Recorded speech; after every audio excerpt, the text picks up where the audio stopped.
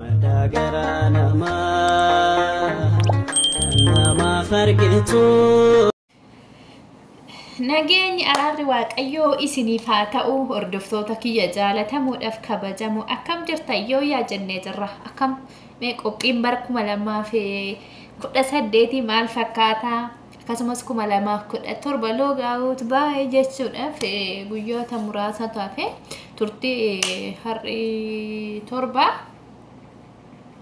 aanon illee guyyaa 20 tafe kumni lamaaf 17 keessa ciao loogaawut yettee kumni lamaaf 18 loogiin jechuu jirra bara gaariitti nuuf haa jijjiiru dhiiga hilmaan hiyyeessaa bara baraan dhangala'u kan waaqayyo gahe jedhee nu haa dhaabu bara gammachuu nuuf haa godhu bara milkaa'inaa bara jaalalaa bara tokkummaa bara hawaan hawwine ittiin milkoofne galma geenyu qimamoonni mana madaamii kan hojjettanii biyya abbaa keessanitti galtanii biyya keessanitti jijjiiramtan akkasumas biyya keenya nageenyi boora'insi nageenya jiru kun badee jaalalli jiraate tokkummaan jiraate waliigaltee biyya keenya keessa jiraate hawaasni keenya nagaha wal jaalatee waliin nyaatee dhugee jaalalli deebi'ee hiyyummaan biyya keenya irraa baddee biyya abbaa keenya irratti hojjetannee jijjiiramne waaqayyo nuuf haa godhu isiniin jedha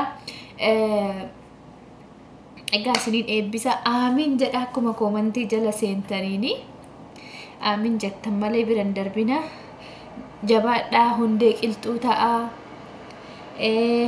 fiigdanii isiniin qabinii ariitanii qabuun dadhabinii aamiin jedha kaamin wanni eebbi xiqqeenyan qabdu baay'eedhaa sanyii ta'a sanyii boqqolloo ta'a lakkuudhaan kan dhalusan gulufaa bahaa farda daamaa ta'a waraana ajjeesa diina keessan injifadha daabiloosin jechaadha diinni biyya lafaa nuuf daabiloosi dhalli namaa nama egaa akkuma beekamu maamiloota kiyya baay'ee sin jaaladhu har'a viidiyoo addaa tokko qabadhee dhufee jira jechaadha viidiyoon kunis waa'ee maalitirraa jechuun keessanii nafuu inni illee waa'ee artistii keenya jaalatamaadhaaf kabajamaa Caalaa Bultumee guyyaa lama dura reebichi irratti ta'ame miidhamee mana yaalaa ture achiis bahee fayyaa jira maan jedhu Caalaa Bultumee amma namni isatti yaalii akkasii irratti godhe sun beekamee jira jechaadha eenyus haa ta'u eenyus olaantummaa seeraati olaantummaa seeraa kabajamuu qaba akkuma social media akkuma seeneen Caalaa Bultumee Facebook isaati irratti eenyu akka ta'e nama san maxxanseera jechaadha amma nama maqaa sanii siniifan dhaha maqaan namoota kana lamaanii wal fakkaata kanin eeksii irra sinii godhu kuni kan Caalaan yaalii ajjeechan irratti yaalchee jedhee dubbateedha garuu namoonni baay'een immoo kanarratti jechaadha ani kanarratti maal ibsuu barbaade tokkoffaa Caalaa Bultumee akka dubbatetti karaa Facebook isaatiin jechaadha akkuma Jeneraal Tasfaayee Ayyaaloo jedhanii namoonni maxxansaa ture sun isaa miti jedhee gadi maxxanse kanarratti yaala jecha taasise Jeneraal Tasfaayee Waldamaaram isa jedhee maxxanse jechaadha Caalaan karaa Facebook isaa tokkoffaa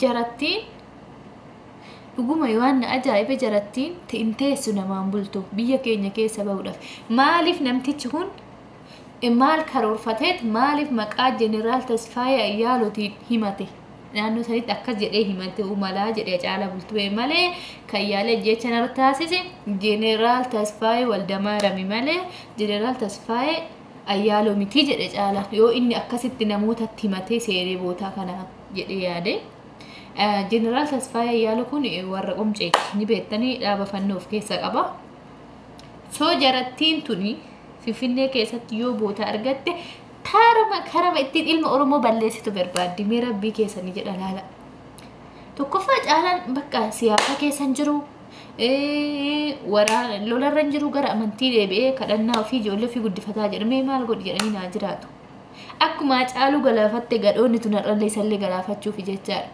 soo seerri seera namichi kun gaafatamuu qaba meeshaan waraanaa jeneraala feetadhiisii maaliif mootummaa federaalaan ta'an meeshaan waraanaa kan ittiin nageenya eegani malee kan nama dhuunfaa ittiin ajjeesanii miti rakkoo naannoo tokkotti uumame namoota lubbuu eeguudhaaf meeshaatti fayyadamaniidha malee meeshaa waraanaa qabanii yookiin aangoo qabanii fi humna qaban fayyadamanii ilma hiyyeessaa irratti dhukaasanii yookiin ilma nama dhuunfaa tokko ajjeesuu fi miti jechaadha meeshaa waraanaa yookiin hidhataan tokko ga'een isaa. Kanaafuu Caalaa Bultumee akka jedhee karaa Facebook isaa maxxansetti namoonni Jeneraal Tasfaayee Ayyaaloo jettanii maxxansaa turtanii dogoggoraa jedhe. Jeneraal Tasfaayee Ayyaaloo son taanetti Jeneraal Tasfaayee Waldamaaramiidha kan yaalee ajjeechan irratti taasisee jedhe. Deebi'ee immoo ani fayyaa koon jira wayyaadheen jira garuu immoo qorannaadhaaf mana yaalaatti beellaman qabaa jedhee waan achirraa hafe waa'ee fayyaa kootitti siniifan maxxansaa jedhee dubbatee jira jechaadha. Jesti wanni nama gammachiisu hunda caala namni baga lubbuun isaa oolte. Lubbuun isaa odoo darbitee diina isaa eenyu akka ta'e hin beeknu turre. Eenyu akka akkas godhu hin beeknu turre. Silaa boo'aatuma dabarfatti Oromoon baraan yoo du'e 7 7 3 ji'a tokko haga waggaa dungoo ibsitee yaadannoo gootiif bas. Oromoon yaadannoo waggaadhaan gootiif malee nama kana eenyu akka isa ajjeese maaliif akka isa ajjeesan hin beektu jechaadha Oromoo. So kan waggaadhaan dungoo ibsinee boo'icha yaadachuu qofa gaheen nu goonu silaa odoo lubbuu nafuu baate baga Waaqayyoon dhugaa isaa baase Caalaa Bultumee baga lubbuu isaa oolche Waaqayyoon oosheemmoo dhufee dhugaa isaa eenyu diina isaa akka ta'e eenyu akka isa ajjeesuudhaaf itti dhaadachaa akka turee fi nama itti yaalii irratti akkas taasisan lubbuudhaan oolee dhufee nutti himachuun isaa sunu waan guddaadha jechaadha. Just nama dinqisiisa. Warroonni social media warroonni na jaalattan warroonni naaf gadditanis warroonni na gammadanis hundi keessanuu galatooma ani kinoo ibsasinii godha jedhee dubbate jechaadha karaa peejii isaatitti dhufe. Maaliif waa ta'u maaliif? Namtichi kun maal yaadeti? Indeef mootummaan jeneraala fidhiisite waan fedhe yoo ta'e ambasaaddara fedhe yoo ta'e akkamitti ilma nama tokko nama dhuunfa tokko ajjeesuu deemu wattaadara sababa tokko malee yakka tokko malee lafaa ka'e maal yaadeti? Jarattiin bara Oromiyaa keessatti jama keenya balleessuuf akka itti kontooffattee teettu ilaala. Gondar hin dhayne Caalaa yookiin Dabuub Kililii hin dhayne Caalaa yookiin Hawaasa hin dhayne Caalaa yookiin Goojjam hin dhayne Minjaar hin dhayne Caalaan Oromiyaa keessatti ajjeesuudhaaf kan itti dhaadatte jarattiin har'allee teettee bulaan jirtu jechaadha kanuma. Mee ilaala maqaa nama biraatiin himatee socho'u ammoo ilaalamee hattuun kun. Maaliif maqaa ofii normaalii maqaa isaa maaliif himachuu hin dandeenye? Maaliif of ta'ee socho'uu hin dandeenye namni kun? Maaliif maqaa nama biraatitti qabatee maa deema?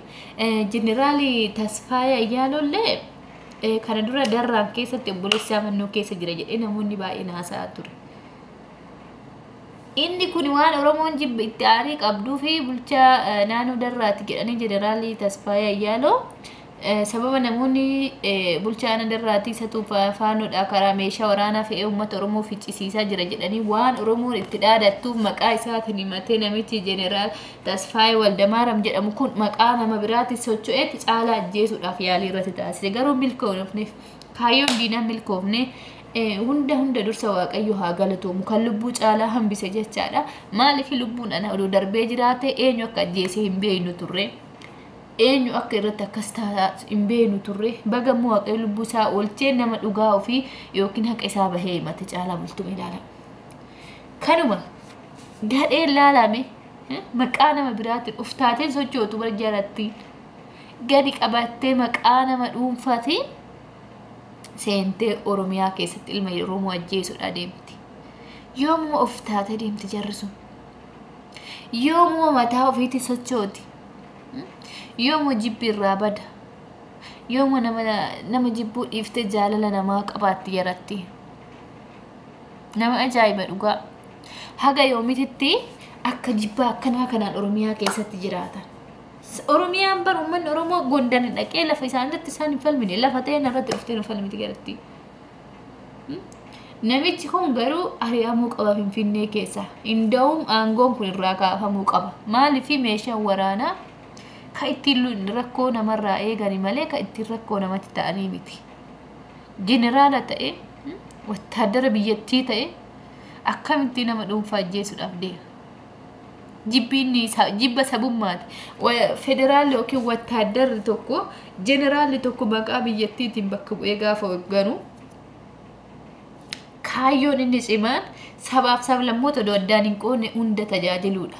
Malee dhimma jibba dhuunfaa saba tokko irratti qabaachuun kun diinummaa yookiin kufaatii biyyattiitiif nama xaaru ta'uu beeksisa.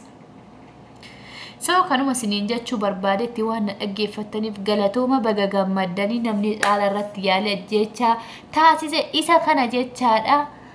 Oromoon baga bartanii diina fi fira keessanillee jechuu barbaadetti namtichi kun seera olii miti seera gadi seeratti nu dhiyaate seerri murtee kennuufi qaba jechaadha.